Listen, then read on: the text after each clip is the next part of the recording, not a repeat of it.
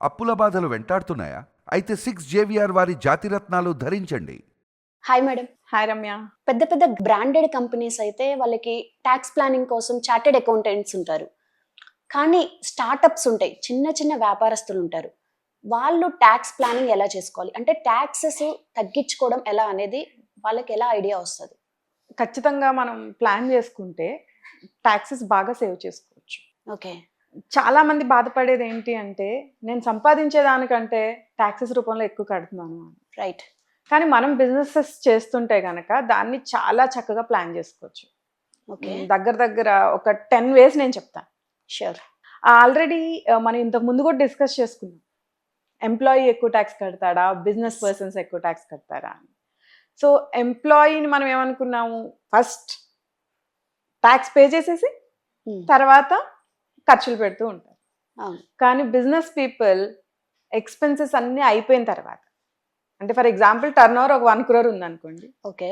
ఖర్చులు business related ఒక 50 lakhs ఖర్చులు అయినాయి అనుకోండి, ఆ ఖర్చులు తీసేసిన తర్వాత మిగిలిన 50 lakhs మీదే ట్యాక్స్ కడతారు. ఓకే. సో దీనికి మనం తీసుకోవాల్సిన జాగ్రత్తలు ఏంటి అంటే, ప్రతి బిల్ ఖచ్చితంగా మన దగ్గర మనం జాగ్రత్తగా సేవ్ చేసుకోవాలి. ఎందుకంటే ఆ ట్యాక్స్ సేవ్ చేసుకోవాలి అంటే ఖర్చులు మనం చూపించాలి, ఆ ఖర్చులకు సపోర్టింగ్ డాక్యుమెంట్స్ మెయింటైన్ చేయాలి. Okay. And second thing, depreciation. మనం ఖర్చుల గురించే మాట్లాడుకున్నాం. డెప్రిషియేషన్ అంటే ఏంటి? తరుగుదల. ఎస్. మన ఆస్తులు కొంటూ ఉంటాం. ఒక ఫోన్ కొనొచ్చు, ఒక కార్ కొనొచ్చు. ఇట్లాంటివన్నీ కూడా నార్మల్ సాలరీడ్ పీపుల్కి అయితే ఎలాంటి బెనిఫిట్స్ ఉండవు. కానీ వాటిని మనం బిజినెస్లో ఖచ్చితంగా బిల్ తీసుకుని, బిజినెస్ పేరు మీద బిల్ తీసుకుని దాన్ని బిజినెస్గా యూజ్ చేస్తూ ఉంటే కనుక డెప్రిషియేషన్ అన్న కాన్సెప్ట్ ఉంటుంది. అంటే ఫర్ ఎగ్జాంపుల్ మనం ఒక గ్యాడ్జెట్ తీసుకున్నాం, ఓకే, దీన్ని మనం ఆఫీస్ పర్పసే యూజ్ చేస్తున్నాం. ఓకే, దీన్ని ఆఫీస్లో బుక్ చేస్తే ఇది ఒక 1,00,000 రూపాయలు అనుకోండి, ఎవ్రీ ఇయర్ 10%, అంటే 10,000 ఖర్చు కింద బుక్ చేస్తాం. ఓకే. అండ్ దీని రిలేటెడ్ రీఛార్జ్ కంపెనీలోనే బుక్ చేస్తాం, బికాజ్ మనం దాన్ని కంపెనీకే యూజ్ చేస్తున్నాం కాబట్టి. ఓకే, అది second way. Okay. And third way వచ్చి డిఫరెంట్ బిజినెసెస్. సో ఇప్పుడు మనం ఒక బిజినెస్ చేస్తున్నాం అనుకో, దానికి సపోర్టింగ్ కొన్ని సర్వీసెస్ అవసరం అవుతాయి. రైట్. నేను దాన్ని బయట వాళ్ళ నుంచి తీసుకునే బదులు, ఫర్ ఎగ్జాంపుల్ నేను ఒక టెక్స్టైల్ స్టోర్ రన్ చేస్తున్నాను, నాకు మార్కెటింగ్ కావాలి. ఎస్. నాకు అన్ని డిజైన్ చేసి ఇవ్వాలి, దాన్ని సోషల్ మీడియాలో పోస్ట్ చేయాలి, నాకు బ్రాండింగ్ ఎస్టాబ్లిష్ చేయాలి. సో అది నా మెయిన్ బిజినెస్ కాదు, కానీ నాకు ఆ సర్వీసెస్ అవసరం. నేను దానికి ఎవ్రీ మంత్ ఒక 1 lakh స్పెండ్ చేస్తున్నాను. నా సర్కిల్లో తెలిసిన వాళ్ళందరూ కూడా అలాగే స్పెండ్ చేస్తున్నారు. ఓకే. సో మన సర్కిల్లో ఒక 10 మందో 20 మందో ఉంటారు, వాళ్ళందరూ కూడా అలాగే దాని మీద స్పెండ్ చేస్తున్నారు. సో మనమే ఎందుకు మార్కెటింగ్ స్టార్ట్ చేయకూడదు ఓకే అని ఒక మార్కెటింగ్ కంపెనీని ఓపెన్ చేస్తారు. సో ఇప్పుడు ఆ 1 lakh ఎక్స్పెండిచర్ మనకు అవుతుంది స్టిల్, కానీ ఎవరికి ఇస్తున్నాం? మనదే వేరే కంపెనీకి ఇస్తుంది. అలాగే మన friend circle, relatives and marketing కంపెనీకి వాళ్ళు ఎలా మార్కెట్ చేసుకోవాలో తెలుసు. ఓకే. సో అలా ఇంకొక బిజినెస్ పుట్టుకొస్తుంది. సో ఇక్కడ ఖర్చుగా చూపించినా కూడా మళ్ళీ అక్కడ నాకు అది ఆదాయమే. ఎస్. సో అలా మనం చాలా బిజినెసెస్ అబ్జర్వ్ చేసినట్టయితే గ్రూప్ ఆఫ్ కంపెనీస్ క్రియేట్ చేస్తారు. ఎందుకు అంటే అనవసరంగా బయట వాళ్ళకి ఆ బిజినెస్ ఇచ్చే బదులు మనమే అది చేసుకుంటే అని ఆలోచిస్తారు. చాలా మంది కన్స్ట్రక్షన్ కంపెనీస్ తీసుకుంటే, పెద్ద పెద్ద బ్రాండింగ్ కంపెనీస్, వాళ్ళు సిమెంట్ ఫ్యాక్టరీస్ కూడా కట్టారు. ఎందుకు? ఈ కన్స్ట్రక్షన్ అందరికీ సిమెంట్ కావాలి, ఈ సిమెంట్ అంతా నేను వేరే వాళ్ళ దగ్గర కొనుక్కుని వాళ్ళకి బిజినెస్ ఇచ్చే కంటే అదేదో నేనే తీసుకోవచ్చు కదా. రైట్. అని డిఫరెంట్ బిజినెసెస్కి వెళ్తారు. అండ్ ఇంకా ట్యాక్స్ సేవ్ చేసుకోవడానికి విదేశాల నుంచి ఏమైనా ఇంపోర్ట్ ఎక్స్పోర్ట్స్ చేసుకుంటుంటే ట్యాక్స్ ఫ్రీ కంట్రీస్ ఏవి అని చూసుకొని ఆ కంట్రీస్లో కంపెనీ స్టార్ట్ చేస్తారు. ఓకే. ఓకే, అక్కడ 0 tax. Okay, and at the same time మనకి బిజినెస్ కూడా బాగా జరుగుతుంది. సో ఆ విధంగా కూడా ట్యాక్సెస్ సేవ్ చేసుకుంటారు. అంటే it depends on the situation, ఇండియాలో పెట్టాలా అబ్రాడ్లో పెట్టాలా. ఇంకొక ఇంపార్టెంట్ థింగ్ ఏంటంటే, మన టర్న్ ఓవర్ కనుక బిలో 3 crores ఉంటే, ఇంతకుముందు 2 crores ఉండేది, దాన్ని 3 crores చేశారు. ఓకే. ఉంటే కనుక ప్రిజంప్టివ్ టాక్సేషన్ ఓకే ఊహాజనిత పన్ను అంటారు తెలుగులో. ఓకే ఈ కేసులో మనము ఏ సిఏని అప్రోచ్ అవ్వక్కర్లేదు. ఈవెన్ నేను ఇప్పటి వరకు చెప్పిన ఎక్స్పెన్సెస్ కూడా చూపించక్కర్లేదు. మనకి మనమే డిక్లేర్ చేయొచ్చు. ఓకే గవర్నమెంట్ దాన్ని నువ్వు మొత్తం బ్యాంక్లో చేసినట్టయితే 6% అని చెప్పి ఒక రూల్ పాస్ చేశారు 6%. On your turn over. For example నీ టర్న్ ఓవర్ ఒక 1 crore అనుకో. ఓకే సో నువ్వు ఖర్చులు ఎలా అన్నా పెట్టు, ఎక్కువ పెట్టు తక్కువ పెట్టు, అది ఏమి గవర్నమెంట్కి సంబంధం లేదు. నువ్వు నేను చెప్పిన రిసిప్ట్లు కూడా చూపించక్కర్లేదు. ఓకే 6% ట్యాక్స్ పే చేస్తే సరిపోతుంది. 6% అంటే 1 crore మీద 6 lakhs ఓకే డిక్లేర్ చేయి. ఇది only limited for 3 crores only. ఇప్పుడు యాక్చువల్లీ 2 crores, ఓకే 3 crores వరకు.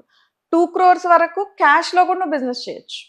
ఒకవేళ క్యాష్లో చేసినట్టయితే 8%, అదే బ్యాంక్లో చేసినట్టయితే 95% of your transactions are in bank అనుకోండి, 3 crores వరకు మనం తీసుకోవచ్చు. ఐటీ రిటర్న్స్ ఫైలింగ్ చేసుకోవాలిగా మేడం? చేసుకోవాలి, అది కంపల్సరీ. ఓకే కానీ ఎటువంటి ట్యాక్స్ లేకుండా అక్కడ మనం ప్లాన్ చేసుకోవచ్చు. లేదు నాకు ఖర్చులు ఇంకా ఎక్కువ అవుతున్నాయి అంటే నువ్వు అన్ని మెయింటైన్ చేయాలి, కంపల్సరీ ఆడిట్ కూడా చేయించాలి. అది వేరే సినారియో. కాదు అన్ని ఆల్మోస్ట్ బ్యాంక్లోనే చేస్తున్నాము అనుకుంటే కనుక 3 crores వరకు మనం బెనిఫిట్. సో ఇది 3 CR ప్రాఫిట్ ఉంటాయి, not profit, turn over, turn over. నీ సేల్స్, నీ receipts, okay business. Okay so ఇది చాలా చాలా ఈజీ వే, చాలా ఉపయోగపడుతుంది. డొనేషన్స్ అంటే మనకి చారిటబుల్ ఆర్గనైజేషన్స్ ఇట్లాంటివి ఉంటాయి. అంటే సేవ చేద్దామని చాలా మందికి ఉంటుంది, కానీ అంత టైం ఉండదు. దానికి ఓన్లీ సేవ చేసే ఆర్గనైజేషన్స్ ఉన్నాయి. ఎస్ అలాంటి వాటికి మనం డొనేషన్ ఇచ్చినట్టయితే కనుక దానికి కూడా ట్యాక్స్ ఎగ్జంప్షన్ వస్తుంది. ఓకే బాగా పెద్ద కంపెనీలు యాక్చువల్లీ వాళ్ళే ట్రస్ట్లు పెట్టుకుని సోషల్ రెస్పాన్సిబిలిటీ తీసుకుని, సిఎస్ఆర్ అంటాం, కార్పొరేట్ సోషల్ రెస్పాన్సిబిలిటీ అని చెప్పి చేస్తారు. కానీ చిన్న చిన్న వాళ్ళు ట్యాక్స్ సేవ్ చేసుకోవడానికి యూజ్ అవుతుంది, అట్ ద సేమ్ టైం ఒక సాటిస్ఫాక్షన్ సర్వీస్ కూడా ఉంటుంది. ఎస్ ఇంకా మనకి ట్యాక్స్ క్రెడిట్స్ అని ఉంటాయి. ట్యాక్స్ క్రెడిట్స్ అంటే మనము R&D, రీసెర్చ్ అండ్ డెవలప్మెంట్ చేస్తున్నా, అండ్ గవర్నమెంట్ కొన్ని నామ్స్ పెడుతుంది, ఓకే ఈ క్రైటీరియాస్లో మీరు బిజినెస్ చేసినట్టయితే మేము ట్యాక్స్ క్రెడిట్స్ ఇస్తాము అని చెప్పి.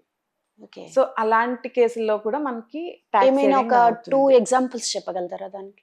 గవర్నమెంట్ పర్టికులర్గా ఇప్పుడు మనం చూసుకుంటే కొన్నింటిని ఎంకరేజ్ చేస్తుంది. Okay I mean green energy, green energy, yeah, solar power కోసం కానీ అండ్ ఫార్మా రిలేటెడ్ కానీ దాంట్లో R&D చేసి ఓకే వాళ్ళు ఏమైనా ఇన్నోవేటివ్గా ఫైండ్ అవుట్ చేసినట్టయితే వాళ్ళకి కొన్ని ట్యాక్స్ క్రెడిట్స్ ఇస్తారు. ఓకే అలాగే ఫారిన్ ట్యాక్స్ క్రెడిట్స్, ఓకే మనం ఆల్రెడీ అబ్రాడ్లో బిజినెస్ చేసి అక్కడ నుంచి ఇక్కడికి ఇన్కమ్ తీసుకొచ్చినట్టయితే అక్కడ ఆల్రెడీ ట్యాక్స్ పే చేసి ఉంటుంది, ఎస్ మళ్ళీ ఇక్కడ పే చేయాలి. సో డబుల్ టాక్సేషన్ అవుతుంది కదా, దానికోసం ట్యాక్స్ క్రెడిట్స్ ఇస్తారు, ఓకే ఆ బెనిఫిట్ కూడా తీసుకుంటారు. సో ఇలాంటి సినారియోస్ లో మనకి ట్యాక్స్ క్రెడిట్స్ అనేవి తగ్గుతాయి అనమాట, ఉండవు. ట్యాక్స్ క్రెడిట్ ఉండడం వల్ల ట్యాక్స్ తగ్గుతుంది. ఓకే సో ఆల్రెడీ అక్కడ పే చేసాము, దాన్ని ఇక్కడ క్రెడిట్ ఇస్తారు. ఓకే చాలా మందిని మీరు అబ్జర్వ్ చేసినట్టయితే తీసుకోవాల్సిన ఇన్కమ్ ని ఈక్విటీ షేర్స్ రూపంలో తీసుకుంటారు. Equity shares, yeah, sweat equity shares అంటారు. Okay. స్వెట్ అంటే ఏంటి? మన చెమట, మనం కష్టపడి కంపెనీకి పనిచేసాం, పర్టికులర్గా సాలరీడ్ ఎంప్లాయ్, వాళ్ళకి సాలరీతో పాటు వాళ్ళ ఎఫర్ట్స్ని బట్టి ఈక్విటీ షేర్స్ ఇస్తారు. కంపెనీలో షేర్స్ కొన్ని ఎంప్లాయీస్ కి ఇస్తారు. సో అక్కడ ఏమవుతుంది, కంపెనీ వాళ్ళ సర్వీసెస్ని యూజ్ చేసుకుని టర్న్ ఓవర్ చేస్తుంది. ఓకే, బట్ ఎంప్లాయీస్ కూడా అది మోటివేటింగ్గా ఉంటుంది. రైట్, ఎంప్లాయీస్కే కాదు, ఈవెన్ ఓనర్స్ కూడా, వాళ్ళే మేనేజ్మెంట్ డైరెక్టర్స్గా ఉంటారు, వాళ్ళు కూడా వాళ్ళకి రావాల్సిన రెమ్యునరేషన్ని డైరెక్ట్గా ట్యాక్స్ పడుతుంది కాబట్టి ఈక్విటీ షేర్స్ రూపంలో తీసుకుంటారు. ఓకే, తీసుకొని దాన్ని నాకు ఇప్పుడు క్యాష్ కావాలి అనుకున్నప్పుడు అమ్మరు, ప్లెడ్జ్ కూడా చేసుకోవచ్చు.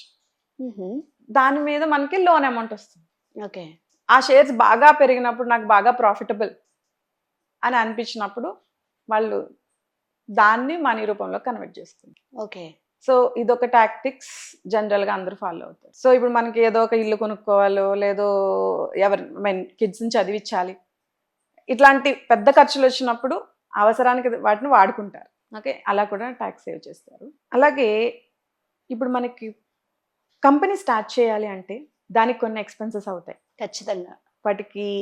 ఫస్ట్ అసలు ఏ కంపెనీ స్టార్ట్ చేయాలి అని రీసెర్చ్ దగ్గర నుంచి ఏ కంపెనీ అయితే బాగుంటుంది అని డిసైడ్ అవ్వడానికి చాలా సర్వే చేస్తారు.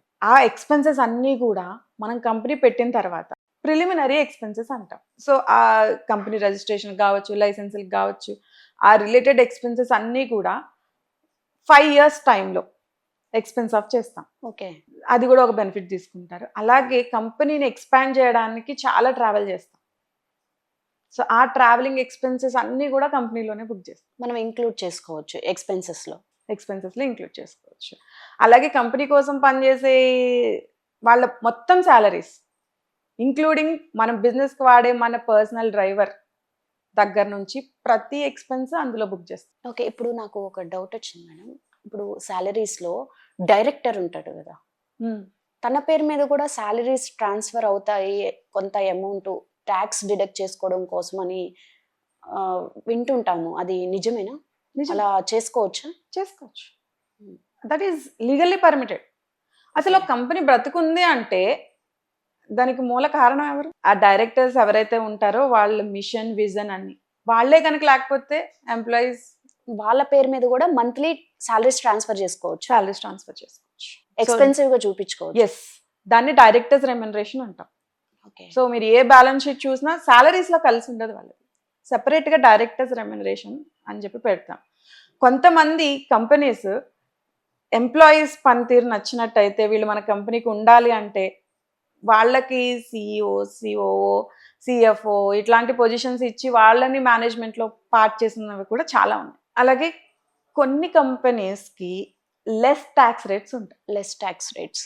యా, అంటే జనరల్గా మనం ఇండివిజువల్గా 30% ఈ స్లాబ్ వరకు ఉంటుంది కదా, కానీ కంపెనీస్కి వాళ్ళ అర్హతను బట్టి less tax rates R tax exemptions, deductions ఇస్తారు.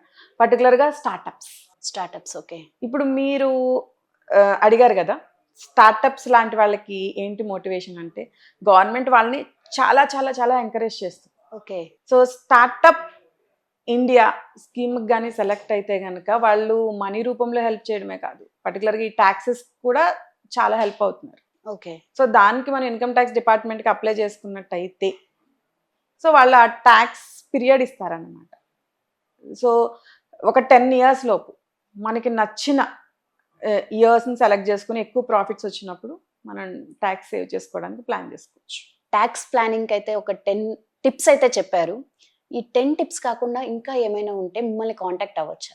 ఖచ్చితంగా అమ్మా, మనకి కామెంట్ రూపంలో ఎవరికైనా డౌట్స్ ఉన్నా ఏదైనా కామెంట్ చేస్తే మన టీం ఖచ్చితంగా దానికి రెస్పాండ్ అవుతుంది. Thank you madam. Thank you Ramya.